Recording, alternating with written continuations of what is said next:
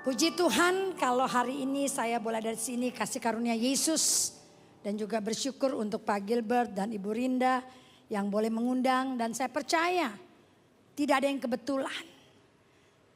Firman Tuhan memang harus diberitakan. Sebagaimana tadi kita lihat di semua daerah sekarang merindukan kasih sayang Tuhan. Mereka merindukan kekuatan iman karena situasi saat ini Bapak Ibu. Jujur boleh dikata, keadaan seringkali yang tidak pernah kita harapkan terjadi. Bahkan tekanan-tekanan. Tetapi kita bersyukur. Karena kita adalah orang-orang yang mengerti akan arti kehadiran Yesus. Amin. Tepuk tangan dulu buat Tuhan Yesus. Baik, saya akan memperkenalkan diri karena ini pertama kali hari Minggu naik mimbar di tempat ini. Nama saya Fiba Afan. Saya dari orang Bengkulu, suku Serawai. Yang Tuhan selamatkan dan tidak pernah terfikir untuk menjadi pendeta. Tetapi puji Tuhan, anugerah Tuhan. Tuhan Yesus ajaib. Sebagaimana firman-Nya Yesaya 41 ayat 9. Aku telah memilih, memanggil engkau dari ujung bumi, penjuru bumi. Dan aku jadikan engkau sebagai hambaku dan aku tidak pernah menolak engkau. Ini yang mendewasakan saya untuk mengerti bahwa menjadi orang Kristen bukan hanya karena kita lahir dari keluarga orang Kristen. Keluarga saya bukan orang Kristen. Tapi saudara luar biasa. Tuhan selamatkan hidup kami. Itu sebabnya tema yang Tuhan berikan buat saya bahwa sebagai orang tua saya sudah punya cucu 3. Ada satu kekuatan iman yang Tuhan berikan. Saya terima Yesus bukan karena pendeta. Saya terima Yesus bukan karena gembala. Bukan karena pacar, bukan karena suami, bukan karena siapa-siapa. Saya terima Yesus ajaib melalui kuda. Orang bilang gimana bisa kuda. Tapi saudara lihat karena gak ada pendeta, gak ada gembala yang menceritakan siapa Yesus dalam hidup kami. Tuhan bisa pakai siapa aja. Saya joki kuda pacu pada tahun 78. Tuhan Yesus kenalkan pertama kali umur 12 tahun. Tapi saat itu saya lupa, bahkan saya anggap biasa-biasa keselamatan. Saya gak pernah pikir, tapi luar biasa saudara kasih sama Tuhan Yesus. Benih itu rupanya janji Tuhan. Janji Allah ketika dia pilih Bapak Ibu. Apapun situasi keadaannya dia tetap komit. Untuk memilih dan memanggil Bapak Ibu. Amin. Dan itu sebabnya saya bersyukur ketika saya terima Yesus. Anak-anak terima Yesus. Suami saya Haji Muhammad Henry. Bapak Ibu 24 tahun ini Pak Haji nih. Boleh berdiri Pak Henry. Sekali-sekali pamerin suami yang ganteng gak apa-apa lah ya. Nah sekarang dia jadi hamba Tuhan Bapak Ibu. Dulu ya kalau saya khotbah, dimanapun saya khotbah dia harus cari kesibukan untuk kegiatan agamanya sendiri. Bahkan gak cuma itu, dulu saudara kalau kami nih anak-anak saya dari kecil terima Yesus. Saya bilang sama suami, kalau kamu gak bawa anak-anak saya yang didik, saya diam-diam didik anak saya. Saya tahun 91, kami menikah 88, 91 saya terima Yesus. Saya didik anak saya untuk kenal Yesus. Natal-Natal kayak gini, kami gak punya pohon Natal. Untuk punya pohon Natal saya berdoa kurang lebih saudara dari tahun 91 baru punya pohon Natal 2003. Padahal 2003 saya udah naik mimbar. Kalau ngeliat pohon Natal wow ngiler badan pengen sekali. Harus dengan doa 12 tahun baru bisa punya pohon Natal. Tapi Yesus luar biasa Bapak Ibu. Gak cuma pohon Natal. Pak Haji Muhammad Henry sekarang jadi hamba Tuhan, jadi pendeta. Tepuk tangan buat Yesus. Dulu dia bilang, oke, boleh jadi Kristen. Tapi cuma satu, pergi ke Manado, ke kampung ibu saya orang Manado. Tapi tinggalkan Yesus waktu menikah. Bahkan dia gak mau saya jadi orang Kristen. Waktu 12 tahun melalui kuda saya kenal Yesus. Saya diam-diam ke gereja bungkus Alkitab. Ibu saya ngeliat rambut saya dibotakin, dipukulin. Jadi cuma berapa tahun saya bisa bertahan. Dan waktu saya ke kampung ibu saya bilang ya ampun banyak banget gereja. Kok bisa ya ibu saya tinggalkan Yesus bahkan saya pun gak boleh. Nah yang luar biasa suami saya pada ikut saya ke Tompaso. Itu waktu kami ke sana dia makan dia marah-marah. Kan perjanjiannya kita cuma ibadah, tapi saya nggak mau makan di sini. Lihat tuh, makanan di sini ada babi guling Bapak Ibu. Seekor yang moncongnya keluar, wah dia udah marah, udah cemberut. Saya nggak bisa makan. Sekarang pas jadi orang Kristen Bapak Ibu, dia tanya, mana tuh kepala babi? Terus saya sampai nginep di hotel harus cari depan restoran yang kepala babi. Sekarang babi saya bilang, gak dulu minyak kamu gak kasih. Sekarang babi kepalanya yang giginya masih keluar. Itu pun digigitin, itu pipinya dibilang kata sotore ini babi katanya. Terus saya bilang, Mas kok bisa rakus banget sih. Kok bisa saya aja sampai sekarang kalau gak tore gak bisa makan. Dia bilang aku sedang mengejar yang ketinggalan. Amin. Wah kalau suami saya aja bisa dirubah hanya gara-gara makanan babi. Apalagi imannya. Amin. Apalagi imannya. Karena Yesus bilang gak apa-apa gak suka babi gak apa-apa. Yang penting terima Yesus. Dan puji Tuhan. Dan sekarang ya saya juga bersyukur ada Ibu Ika ketua K3 Kawanua. Saya dulu dibilang begini. Pokoknya ya karena saya khotbah di MNC dikatakan tidak ada pendeta namanya Afan. Afan itu gak mungkin lah jadi pendeta Kristen aja gak ada. Pesantrennya aja sampai sekarang 3.000, 2.000 orang keluarga saya. Jadi gak masuk akal. Udah pakai aja nama Supit. Terus keluarga saya bilang lah kan dia kan emang papanya Afan. Nggak boleh. Tapi puji Tuhan. Sekarang keluarga saya bisa terima. Bahkan nubuatan mereka iya saya digabungkan dengan keluarga Kawanua. Boleh menjadi ketua bidang kerohanian Kawanua oleh Ibu Ika. Tuhan pakai untuk memilih saya. Dan sekarang nama saya jadi Fiba Afan Supit. Amin. Tepuk tangan buat Tuhan Yesus. Memang perkataan itu punya kuasa Bu Ika. Dulu saya bilang mana mungkin saya Supit kan ibu bapak saya Afan. Saudara bahkan saya lihat kehidupan.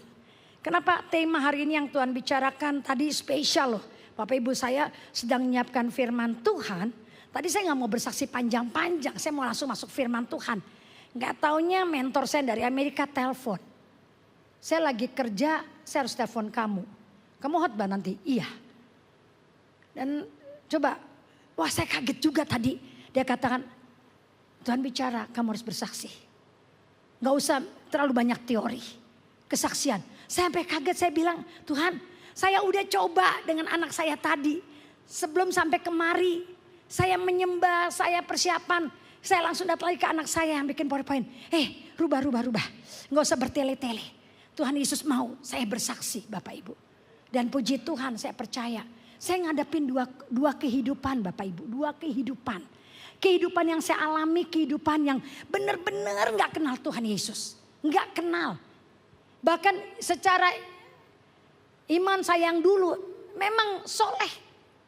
Tapi kami gak pernah diajarkan. Kami tidak pernah mengerti. Bahkan saya hidup di keluarga yang boleh dibilang.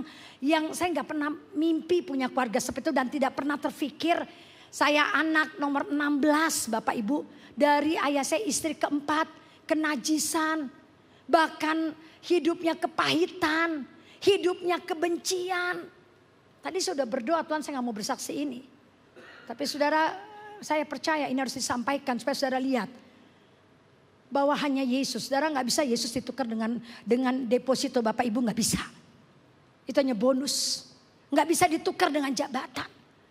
Bahkan saya bilang saya nggak pernah, saya lihat kehidupan kami hidup dengan kutukan. Ayah saya pengusaha pemilik mobil Datsun Endokaya. Bangkrut total. Datsun saudara, Endokaya bangkrut total. Hidup dengan perceraian di keluarga. Hidup dengan kawin cerai semua kakak beradik kalau lebaran kami kumpul itu. Sepupu-sepupu orang kedua ketiga itu bisa lebih dari 100 saudara. Karena rata-rata anaknya 16. Dan gak cuma itu. Saya dari 7 tahun hancur diperkosa oleh kakak saya sendiri. Bertahun-tahun. Dan saya gak pernah mimpi mau punya masa depan, mau punya kehidupan. Gak pernah mimpi walaupun orang gak ada yang tahu. Hidup saya, itu sebabnya saya jadi joki, saya segala macam. Saya ingin coba membunuh diri saya karena siapa yang pengen lahir. Ayahnya punya istri 4, hidupnya uang sih banyak banget. Pemilik mobil Datsun. Tapi saudara, cinta tidak ada ketika kami hidup dalam kutukan. Bahkan saya gak pernah mau punya mimpi, gak pernah. Saya cuma ijazah S2. SD sama SMP tok. Gak pernah SMA selesai. Hamil di luar pernikahan.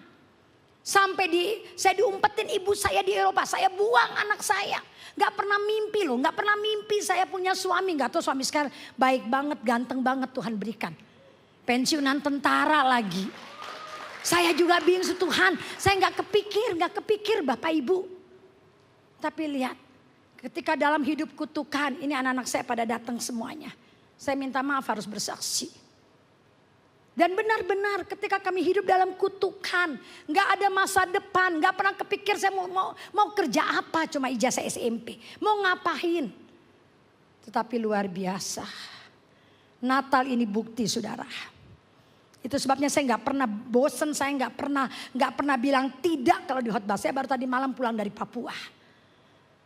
Gak pernah bilang tidak kalau harus khotbah Natal. Karena apa? Natal inilah yang membuat saudara dan saya dimenangkan Tuhan Yesus. Tepuk tangan buat Tuhan Yesus. Karena Natal ada masa depan. Karena Natal hidup yang hancur, yang babak belur. Itu Allah bisa pulihkan. Bahkan saya lihat ketika saya komitmen terima Yesus, tidak ada yang terlambat. Saya masih bisa hidup, saya masih masuk. Walaupun saya menikah 88, yang secara manusia nggak mungkin saya menikah dengan untuk menikah percaya Yesus nggak mungkin. Tetapi sudah Tuhan bisa selamatkan tepat waktunya. 91 saya terima Yesus. Dan Bapak Ibu, waktu saya dikenalkan Yesus saya nolak habis. Orang Kristen dekat saya nggak mau. Saya dikirim ke London oleh ibu saya karena saya hamil di luar pernikahan. Dapat surat dari teman-teman yang pernah bawa saya di sekolah minggu waktu itu. Itu belum saya baca, saya buang. Saya nggak mau jadi orang Kristen. Saya nggak mau kenal Yesus. Tapi Yesus pilih dari ujung bumi, penjuru bumi. Dan akhirnya saya terima Yesus sebagai Tuhan dan Juru Selamat di Batu Malang. Sampai dengan hari ini dan sampai Yesus jemput saya, amin. Dan puji Tuhan. Ada problem yang kedua, karena suami ini orangnya soleh, 5 waktu, tahajud, tentara, tidak mungkin dia punya karir, punya jabatan. Saudara, saya hanya berdoa, kami tidak pernah berantem agama. Kami hanya berdoa. Saya percaya ketika kami hidup menjadi Alkitab yang terbuka. Walaupun saya nggak khotbah kepada suami saya, tapi biar Yesus yang menjamah. Bapak Ibu 24 tahun bukan pendek. Panjang banget. Saya dekat dengan almarhumah Diana Nasution. Dia sampai bilang, ayo Mas Henry kita nyebrang. Ayo kita nyebrang. Dia bilang enggak. Boleh terserah istri saya tapi saya enggak. Saudara 1 tahun, 5 tahun, 10 tahun, 15 tahun. Setiap tahun baru doa saya enggak macam-macam. Saya enggak pernah minta duit, saya enggak pernah minta proyek. Sampai hari ini saya pengusaha Bapak Ibu. Saya gak pernah minta, saya cuma minta selamatkan suami saya, selamatkan saya sama anak-anak gandeng tangan. Ayo kita berdoa buat Papa supaya Papa terima Yesus. Hanya itu doa kami. Saudara, karena kami tahu hanya Yesus yang bisa memberikan masa depan. Oleh sebab itu saya bersyukur ketika kami terima Yesus. Suami saya lihat satu persatu Tuhan pulihkan. Karakter saya dibaharui. Yang tadinya penuh kenajisan, yang penuh kepahitan, yang penuh amarah, kebencian.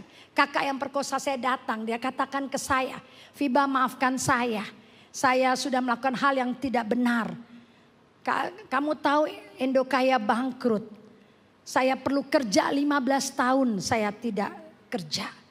Saya bilang, Kak ayo kerja di kantorku. Kakak sudah saya maafkan sejak Yesus. Saudara, bahkan Yesus bilang jangan cuma maafin, berkatin orang-orang yang jahat. Kalau secara manusia waktunya saya balas dendam. Tapi Yesus bentuk cara berpikir saya. Saya bilang, mana sekolah anak-anak, sini saya bayarkan. Apa yang saya bisa kasih kerja, ayo kerja sampai kakak saya meninggal. Saya yang urus Bapak Ibu. Dan gak cuma itu saja, Tuhan mulai pulihkan. Saya dari jualan kue, jualan spray, orang bilang katanya orang Kristen. Kata pernah lihat hidup kamu mana ada anak-anak Endokaya jual kue, jual spray. Saudara saya jual kue dengan air mata, saya percaya. Apapun yang kita lakukan, apapun yang saudara buat, Yesus bisa berkati. Dan dari jual kue saya cuma ijazah SMP mau jualan apa lagi Bapak Ibu. Sampai akhirnya hikmat yang Tuhan berikan, saya jual spare part pesawat. Bahkan gak cuma itu, berkembang hikmat kepandaian. Saya buat drone, gak cuma itu, Tuhan naikkan lagi, ditingkatkan lagi, bertemu dengan orang-orang expert yang secara manusia harusnya ilmu saya gak mungkin cuma SMP atau SMA tidak selesai, gak mungkin. Saya berhadapan dengan orang-orang yang benar-benar di bidangnya. Tapi lihat, saya belajar dari Daud, Saya belajar dari Yusuf. Ketika mereka hidup takut akan Tuhan. Mereka benar-benar minta hikmat. Tuhan kasih hikmat. Sehingga ketika saya ketemu dengan para prinsipal Bapak Ibu. Mereka semua kaget, mereka pikir saya lulusan engineering. Setiap mereka bicara saya bisa jawab, saya bisa presentasi. Bahkan seringkali saya bilang, Tuhan ini bahasa Inggris saya dari mana? Saya nggak pernah sekolah, anak saya sekolahkan di keuangan, disekolahkan di engineering pesawat, semua. Saya nggak pernah sekolah gitu. Mereka sekolah di luar negeri, di Singapura, di Korea, di Sydney. Saya nggak pernah Bapak Ibu. Tapi ketika saya bicara, Tuhan kasih hikmat, Tuhan kasih kepandaian. Dan selalu orang tanda tangan. Bahkan ketika tanda tangan saya bilang, wow, saya nangis dengan air mata. Karena saya menyadari benar saya bukan orang yang harusnya mereka percaya. Saudara, lewat dari itu suami saya menonton. Bahkan setiap dia punya jabatan. Tuhan bahas saya bilang, anak-anak ayo kita berdoa buat papa. Kami cuma bilang begini, kami tidak pamer iman, tidak. Tapi kami punya iman bahwa doa kami berkuasa. Kami punya iman ketika kami berteriak bergandengan tangan. Walaupun anak-anak masih kecil-kecil. Saya selalu tanya, kamu mau jabatan apa? Saya pengen jadi komandan batalion. Ayo kita berdoa. Hamin 1, Hamin 3 bukan nama dia. Ayo doa lagi. Saudara, pas doa jabatannya dapat. Wah dia bilang, wah enggak. Ini aku yang berdoa. Ayo kita bilang, kamu pengen jadi apa? Pengen dalim, doa lagi. Kamu pengen apa? Pengen danman. Kamu pengen apa?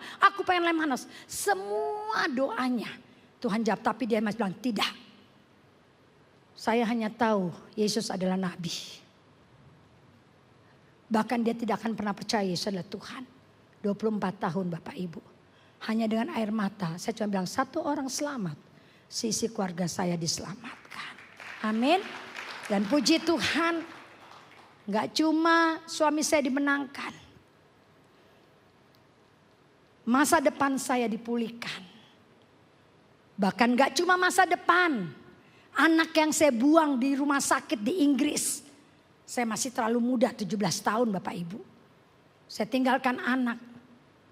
Ketika ekonomi saya dipulihkan, saya bilang, Tuhan Yesus, saya mau cari anak saya.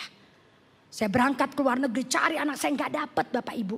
Saya bilang, Tuhan gak apa-apa, kita ketemu di surga. Selamatkan anak saya harus di keluarga yang kenal Yesus. Supaya kami ketemu di surga. Tapi Yesus luar biasa.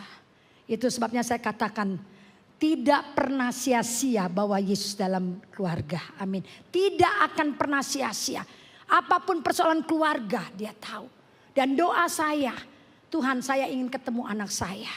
19 tahun kemudian saya ketemu anak saya. Ketika kami ketemu dengan lawyer di Inggris. Mereka bilang siap ditampar, siap dipukul, siap dia. Saya bilang saya siap. Gak taunya anak saya di situ dia katakan. Saya minta maaf karena saya sudah tinggalkan dia di rumah sakit. Dia katakan jangan pernah minta maaf. Saya yang bersyukur karena saya tidak di-abortion. Saya tidak digugurkan. Saudara, ini anak belum kenal Yesus.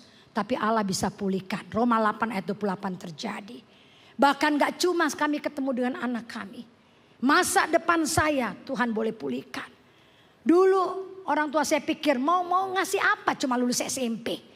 Tapi akhirnya Tuhan bisa jadikan saya Yusuf untuk memberkati ibu saya. Amin. Tadi ibu saya mau datang umurnya 92 tahun. Saya bilang Tuhan jangan engkau ambil mama saya sebelum jadi pendoa saya. Puji Tuhan mama saya terima Yesus. Dan sekarang menjadi pendoa saya. Tepuk tangan buat Tuhan Yesus. Nah hari ini Bapak Ibu, hari ini kita akan melihat. Bagaimana Tuhan Yesus. Ketika dia hadir di dalam keluarga masing-masing.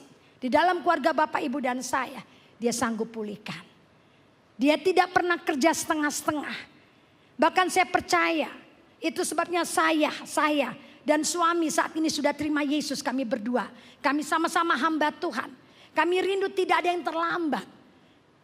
Keselamatan yang Tuhan berikan ini menjadi titik awal di mana generasi kami. Mereka bukan hidup dari kutukan, tapi hidup dari berkat.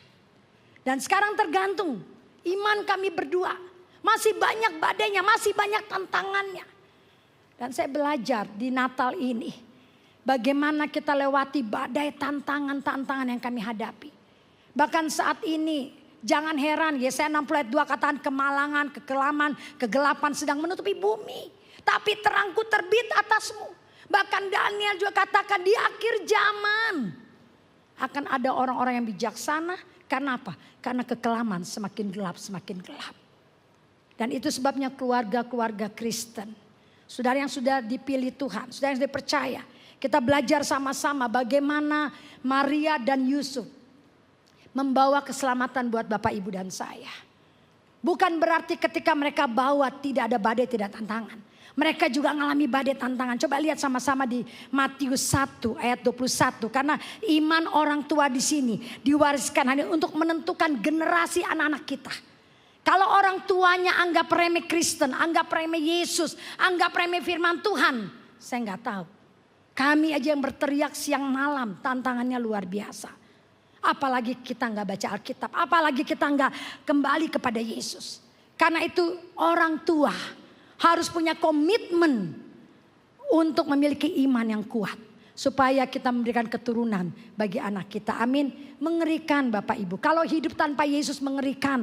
Saya saudara ngalami hidup ancur-ancuran di dalam keluarga. Tapi ketika kami punya Yesus saudara. Lihat firman Tuhan Matius 1 ayat 21.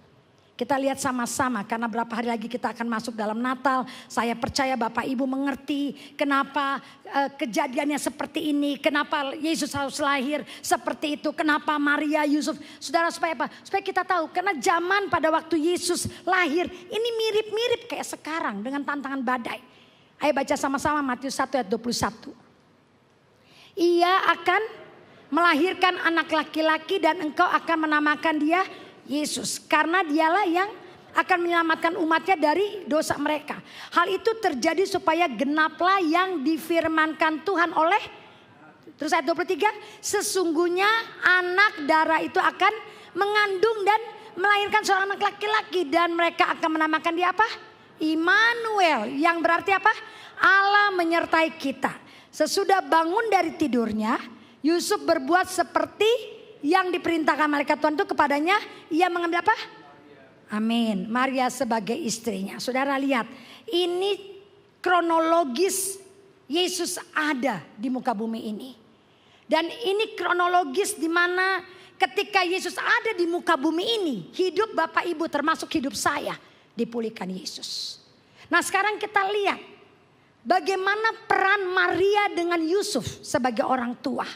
Apa yang membuat janji Tuhan digenapi, Bapak Ibu dan saya dimenangkan oleh karena sikap, tindakan dan komitmen Maria dan Yusuf sebagai orang tua.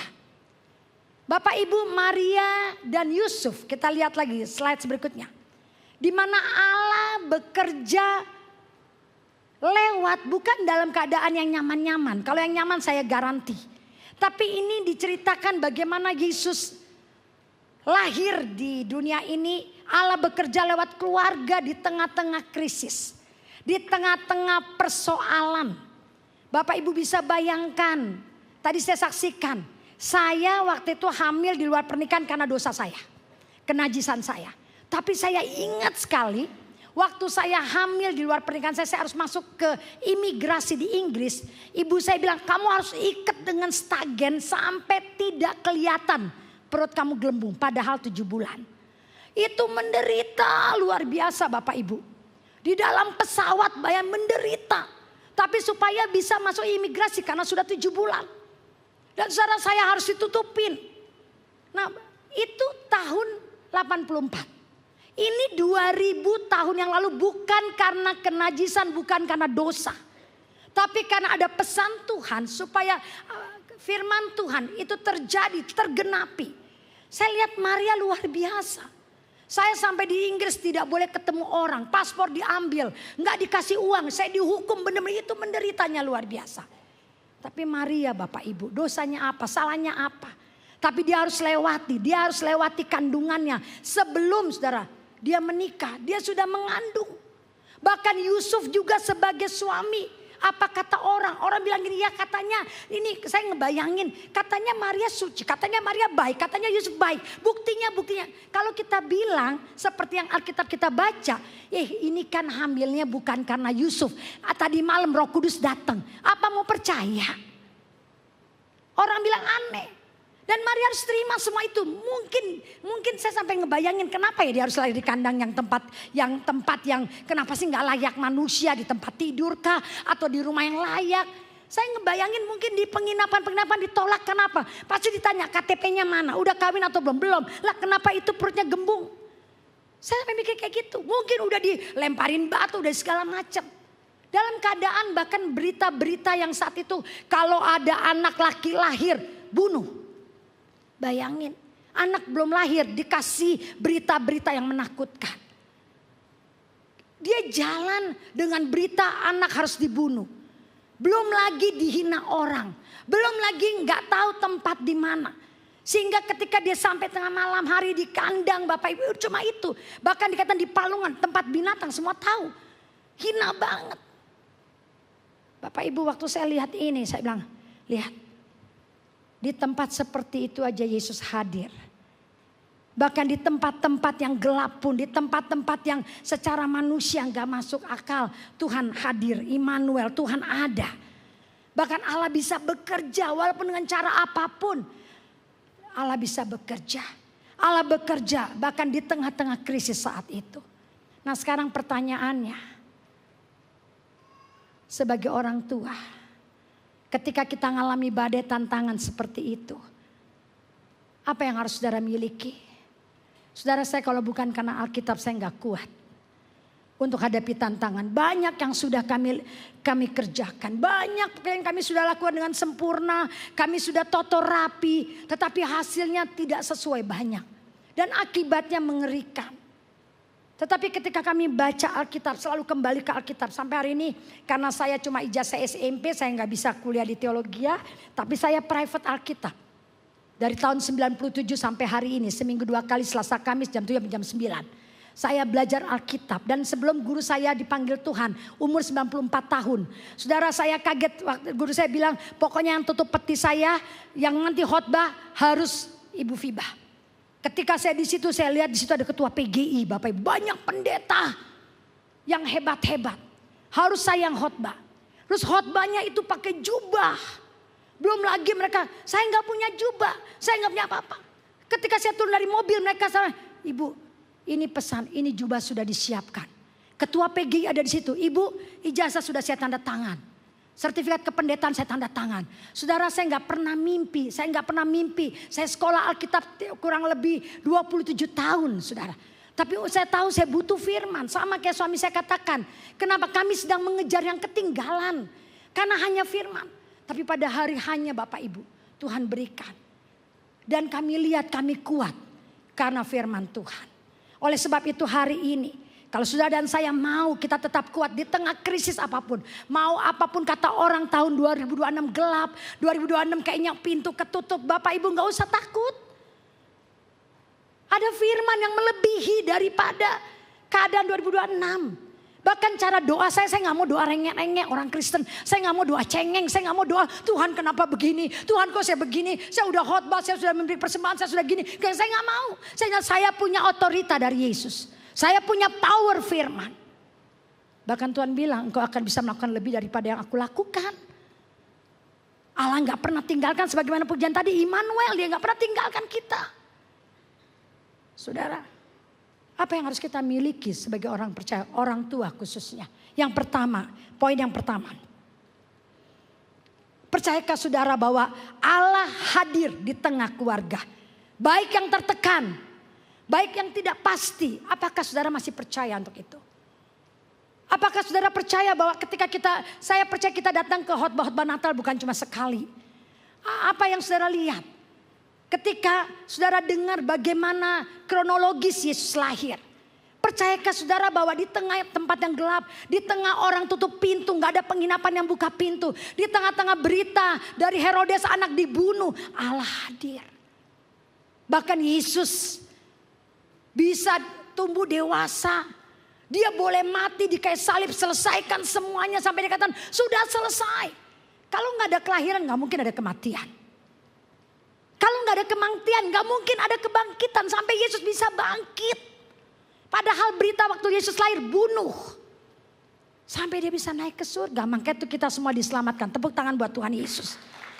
Yesus bukti, Natal menjadikan bukti bahwa dia hadir apapun situasi yang Bapak Ibu hadapi. Gak usah pernah takut, dia pasti hadir. Matius 1 ayat 18 katakan begini, kelahiran Yesus Kristus adalah seperti berikut. Pada waktu Maria ibunya bertunangan dengan Yusuf, ternyata ia mengandung dari Roh Kudus sebelum mereka hidup sebagai suami istri. Ini yang tadi saya ceritakan.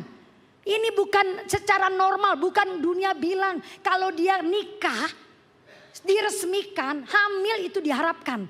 Tapi ini dia hamil sebelum mereka menikah.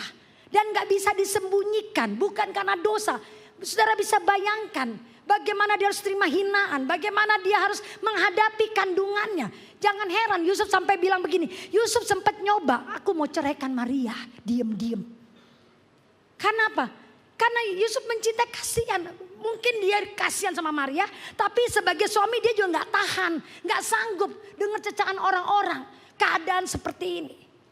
Ngebayangin gak kalau Yusuf ceraikan waktu itu? Apa yang terjadi? Lihat, hari ini Natal menjadi bukti buat Bapak, Ibu dan saya. Kenapa kita harus takut? Yesus hadir, sekalipun situasi menekan, keadaan tidak sesuai dengan kita pikirkan. Keadaan gelap semuanya. Mungkin gosip di sana, berita di sana. Wow, saya terima gosip luar biasa Bapak Ibu. Saya juga kaget Pak Gilbert undang saya. Setiap saya mau khotbah saya tanya dulu, bener nih saya mau khotbah? Gak ada masalah. Bapak Ibu ada berita. Tapi saya bilang sama suami, saya gak mau mundur. Bahkan ada orang yang bilang, udah berhentikan aja jadi pendetanya. Udah gak usah, kamu kan pengusaha jadi pengusaha. Saya bilang, no. Kalau Yesus yang bilang saya duduk, saya duduk. Tapi sampai kapanpun Yesus beritakan kesaksian. Bapak Ibu bisa bayangin, saya udah gak mau bersaksi. Kok orang mentor saya telepon saya.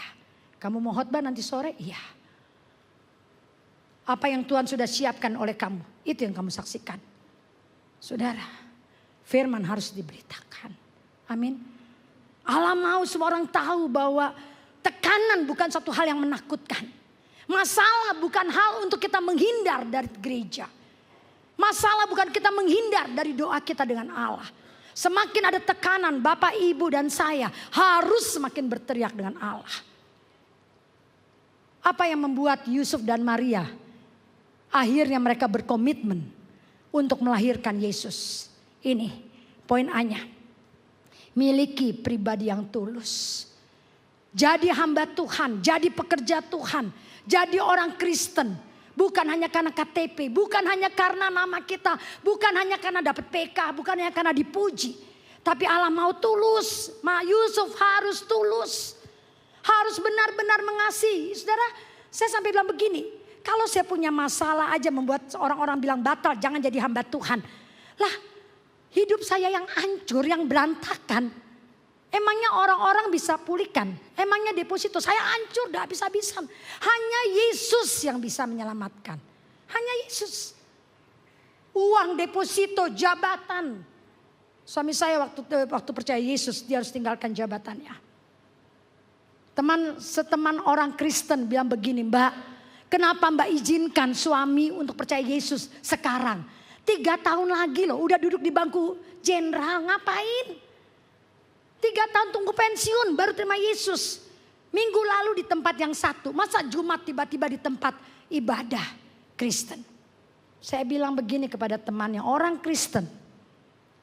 Mas, iya kalau suamiku boleh hidup setelah pensiun.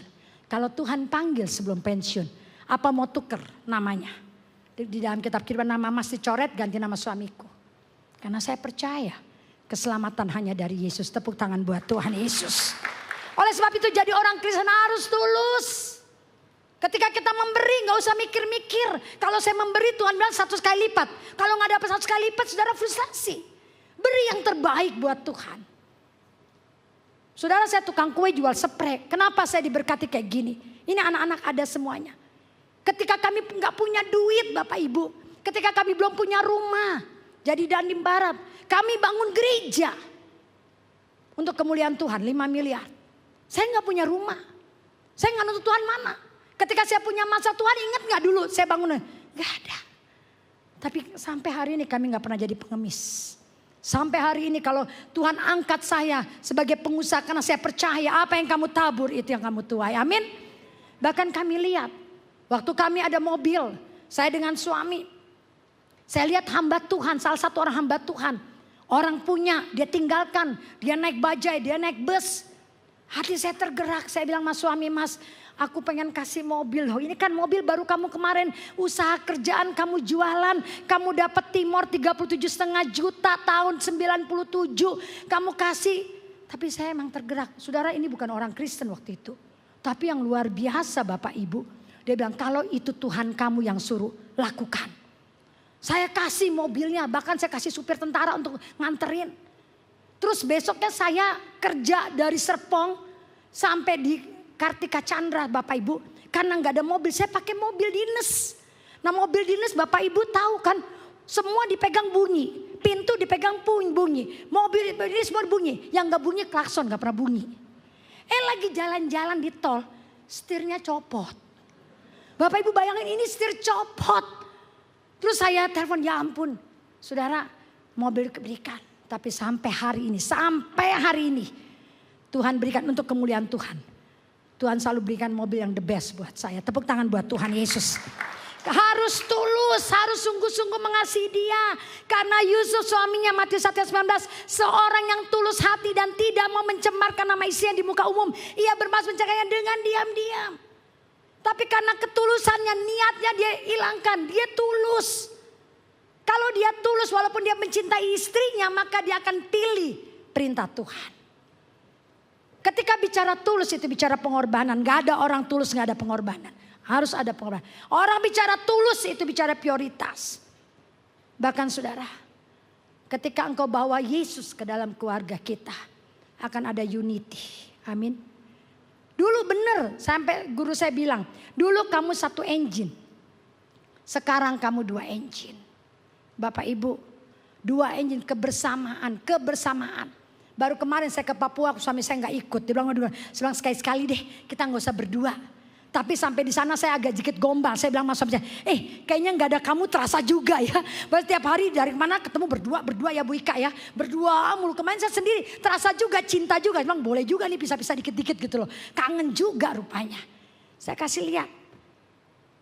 Ketika kita benar-benar bersatu, doa apa yang gak bisa tembus?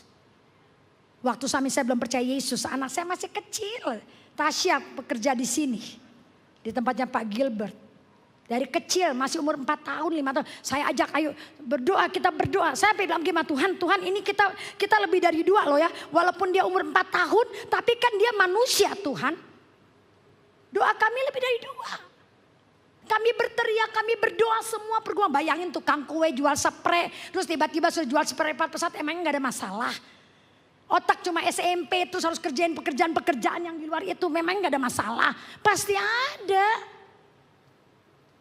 Tetapi lihat kuasa doa. Tetapi ketika yang pertimbangan maksud itu lihat. Ketika kita benar-benar, akhirnya apa? Yusuf anak Daud, janganlah engkau takut mengambil Maria sebagai istrimu. Sebab anak yang dalam kandungannya adalah dari Roh Kudus. Bapak Ibu bayangin gak? Kalau Yusuf tinggalin kena keegoannya, terus Maria kan gak bisa tiba-tiba kempes, kan gak mungkin. Tiba-tiba keguguran, kan gak mungkin. Nah kalau Maria dia mengandung jalan sendiri, tengah malam terus dengar berita Herodes bahwa dia akan dibunuh, Yusuf udah ninggalin dia. Apa jadinya? Tapi lihat saudara, karena Yusuf dan Maria mereka berdua, akhirnya apa yang terjadi? Keselamatan buat saudara dan saya terjadi. Tepuk tangan buat Tuhan Yesus, wow. Dan yang bagian C-nya ya tinggal 52 menit. Emang gak boleh lagi, kalau pendeta mah gampang finish deh. Boleh, ini beneran boleh. Masih diundang gak saya ini nanti? Aduh, tadi sudah bilang emang kalau kesaksian panjang gitu loh. Bener nih. Bilangin Pak Gilbert ya, saya ngutang dulu. Boleh ini? Boleh? Oke. Mau diudahin atau mau lanjut? Siapa yang lanjut angkat tangan biar belain saya sekali-sekali. Waduh, tolong di video semuanya lanjut jadi gak ada masalah. Tolong bilang Pak Gilbert. Saya berapa menit lagi? Oke. Nah Maria dipilih Allah bukan pada situasi yang oke. Tapi dalam keadaan situasi yang tidak stabil. Tapi lihat buktinya. Supaya didaftarkan bersama-sama dengan Maria tunangan yang sedang mengandung. Tunangannya, ingat tuh. Ketika mereka di situ, tibalah waktunya bagi Maria untuk bersalin. Dan ia melahirkan seorang anak laki-laki, anak yang sulung. Lalu dibungkusnya dengan kelampin dan diberikannya dalam palungan. Palungan ini kan makanannya apa? Makanannya ternak kan, bukan di rumah sakit. Sederhana banget, lebih dari sederhana. Kenapa? Karena tidak ada tempat bagi mereka di rumah. Ada penolakan. Tempat yang udah ditolak, tempatnya miskin, mengandung, belum nikah, harus mendaftarkan diri, harus expose nih loh. Saya sedang hamil. Kan dia gak mungkin nipu. Ini kamu hamil, ini suaminya enggak. Loh kamu nikah enggak. Saya ngebayangin tuh waktu ngedaftar. Saudara, situasi Maria seperti itu. Jadi bagi kita orang Kristen jangan cengeng. Jangan komplain. Kalau kita cuma hari ini harus bayar kontrakan. Kalau kita saat ini harus proyek dibatalkan. Tagihan juga belum kelar, ngapain cengeng. Datang ke Yesus, bawa anak-anak. Kami hanya berteriak. Sampai hari ini kami lihat. Apapun yang kami perlukan Tuhan siapkan. Tepuk tangan buat Tuhan Yesus, amin. Dan poin yang kedua saudara. Tahukah kita bahwa Bapak Ibu dan saya sebagai orang tua. Kalau ada adik-adik di sini puji Tuhan, belum nikah sudah disiapkan firman Tuhan. Sebagai orang tua kita sedang dipakai Allah untuk benar-benar bawa Yesus. Enggak cuma hanya hari Minggu di gereja, enggak cuma di pinggir-pinggir, enggak cuma di KTP, enggak cuma mengaku bahwa saya orang Kristen, tapi firman Tuhan katakan orang tua harus komit bawa anak-anak untuk mengenal Yesus dan sebaliknya bawa Yesus masuk ke dalam keluarga. Bawa Yesus masuk ke dalam keluarga. Bapak Ibu puji Tuhan. Siapa di sini keluarganya yang bukan orang Kristen boleh angkat tangan. Nanti berdoa sama saya. Kalau saudara keluarganya orang Kristen gak ada tantangan. Tapi kenapa kita gak bawa anak-anak kita? Kenapa kita gak buka pintu buat Yesus? Hal ini terjadi supaya genaplah yang difirmankan Tuhan oleh Nabi Matius 1 ayat 22-23. Sesungguhnya anak darah itu akan mengandung dan melahirkan seorang anak laki-laki dan mereka akan menamakan dia Immanuel yang berarti Allah menyertai kita. Kalau Bapak Ibu tidak membawa Yesus ke dalam, bagaimana saudara ingin powernya Allah menyertai kita?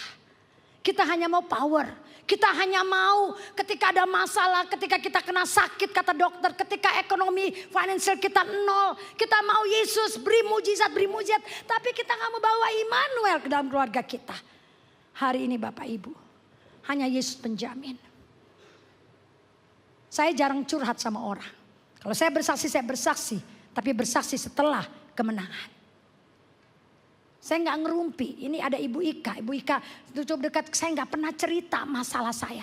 Bahkan ketika saya bersaksi di mimbar setelah kemenangan, orang baru tahu. Hanya keluarga dekat saya, kakak beradik saya, dia kata Fiba jantung kamu 5. Saya bilang kenapa jantung saya 5, ini yang ngomong bukan orang Kristen. Kenapa jantung saya 5? Masalah kamu luar biasa, masalah anak, masalah keuangan, masalah pekerjaan, masalah ini. Saya bilang lihat firman Tuhan. Ketika kita bawa Yesus komit dalam rumah tangga kita, Allah menyertai kita. Di tengah kesesakan finansial, Allah menyertai kita. Di tengah kesesakan penyakit, Allah menyertai kita. Di tengah gosip, di tengah segala macam berita, Allah menyertai kita. Gembala bisa sibuk, pendeta bisa sibuk Bapak Ibu. Gak ada orang yang mikir mau kenalkan Yesus dalam hidup saya. Tuhan bisa suruh kuda kenalkan Yesus. Allah menyertai Bapak Ibu dan saya. Itu sebabnya. Lihat ketika Maria dan Yusuf. Mereka bersama-sama. Apa yang terjadi? Maria dan Yusuf menjadi wadah mujizat. Bapak Ibu mau lihat mujizat? Immanuel, di mana ada Allah pasti ada mujizat. Ada mujizat terjadi. Bayangin. Mereka bebas dari pembunuhan bayi. Mereka bebas bisa melahirkan Yesus di kandang yang paling hina. Bahkan mereka bisa tumbuhkan Yesus menjadi dewasa. Sampai dengan kayu salib, sampai dengan selesai, sampai dengan dia bangkit. Bahkan janji Allah digenapi buat Bapak Ibu. Nah hari ini saudara kasih sama Tuhan Yesus. Firman Tuhan mau saudara dan saya. Kita juga menjadi pembawa doa buat anak-anak kita.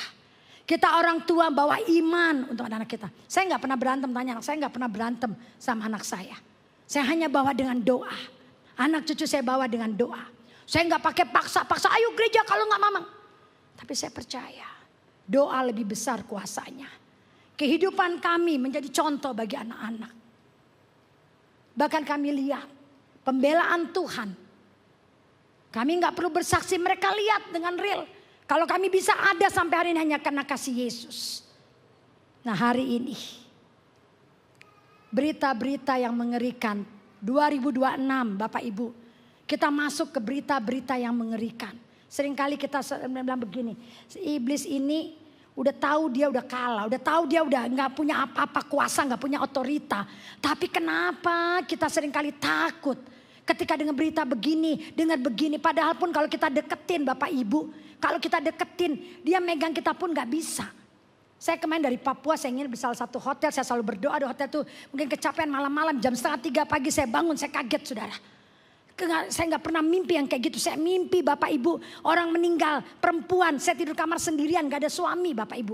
Saya cuma ketawa, saya bilang apa lo mau nakut-nakutin ya. Saya doa Bapak Ibu, saya mimpi 2 cewek mayat perempuan saudara. Waktu saya lagi doa ketak-ketuk di kamar. Saya cuma bilang gak usah nakut-nakutin lah. Karena emang saya selalu dengan suami. Pas satu tidur sendirian. Dia hanya bisa nakut-nakutin. Gak bisa ngapa-ngapain, ngasih berita-berita yang ngeri-ngeri. Supaya apa? Supaya Bapak Ibu dan saya capek. Supaya apa? Supaya kita gak ada waktu untuk doa. Supaya yang kita pikirin masalah. Kita lupa bahwa ada otoritas Yesus. Tepuk tangan buat Tuhan Yesus. Nah hari ini, lihat Matius 1 ayat 24. Lihat, sesudah bangun dari tidurnya, Yusuf berbuat seperti yang diperintahkan malaikat Tuhan itu kepadanya. Ia mengambil Maria sebagai istrinya. Wow. Bayangin Bapak Ibu, waktu Yusuf udah mikir macem-macem mau ceraikan. Saya ngebayangin pasukan itu, pasukannya dari neraka itu mereka udah pasang, udah wah tepuk tangan Bapak Ibu. Kalau Bapak Ibu tahu waktu suami saya terima Yesus, waktu kami terima Yesus itu bukannya karena khotbah pendeta. Kami lagi berdoa anak-anak kami, gak tahu anak saya yang satu ini bilang begini, Mama ada ratusan malaikat surga, baju emas. Bahkan mereka bilang, Papa ini last call. Dan mereka bawa musik untuk memainkan musik. Mereka akan menaruh, lihatin, bawa satu hadiah buat Papa. Ada mahkota buat Papa. Bapak Ibu bayangin 1 jiwa seperti itu harganya. Karena itu iblis juga begitu. Ketika Bapak Ibu dan saya jatuh, itu pasukannya iblis itu berentet. Bapak Ibu mungkin bawa drum band. Bersorak-sorai. Oleh sebab itu hari ini, lihat, sesudah bangun dari tidurnya, Yusuf berbuat seperti yang diperintahkan malaikat Tuhan itu kepada. Ia mengambil Maria sebagai istrinya. Bapak Ibu, iman orang tua menentukan mujizat. Imannya Yusuf dan Maria membuat kita semua anak-anaknya akhirnya boleh terima Yesus. Bahkan ketika Yesus lahir di dalam keluarga kita, gak usah takut masalah apapun. Saya waktu baca ini firman Bapak Ibu sebagai tambahan 2 menit lagi saya selesai. Ini satu, karena ini yang saat ini 2026 kita akan alami. Tetapi apa yang perlu kita takutkan? Di tengah-tengah tahun 2026 kata orang akan ada ekonomi sulit, akan berita-berita yang sulit, ada keamanan yang sulit. Bapak Ibu saya baca apa sih di Alkitab yang paling sulit itu di mana sih? Ayat Alkitab yang paling sulit itu apa? Tuhan kasih saya Habakuk 3 ayat 17. Coba baca deh, coba. Ini masa yang paling benar-benar. Coba saudara lihat.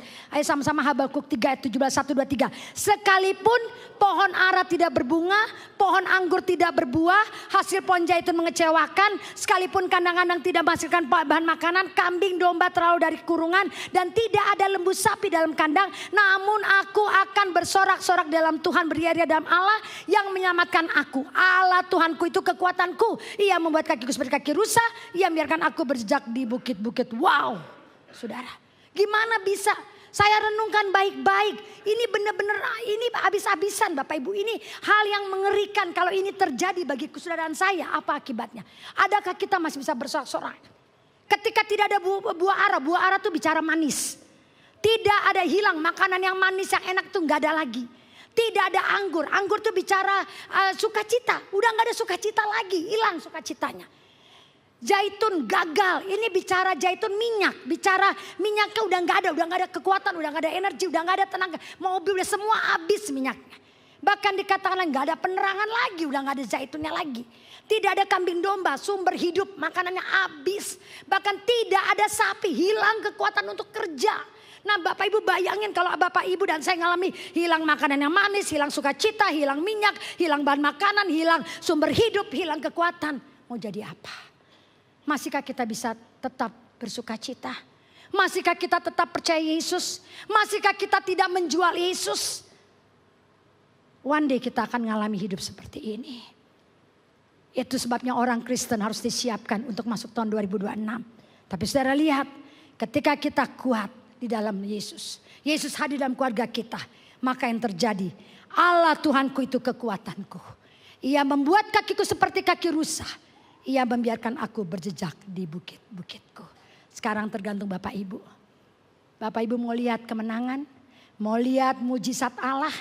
Allah sanggup membangkitkan ketaatan buat Bapak Ibu dan saya.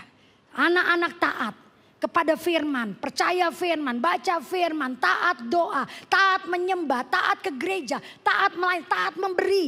Maka saya percaya kehidupan keluarga Bapak Ibu dan saya yang akan kita lihat adalah ketakutan menjadi kekuatan iman karena Yesus. Tepuk tangan buat Tuhan Yesus.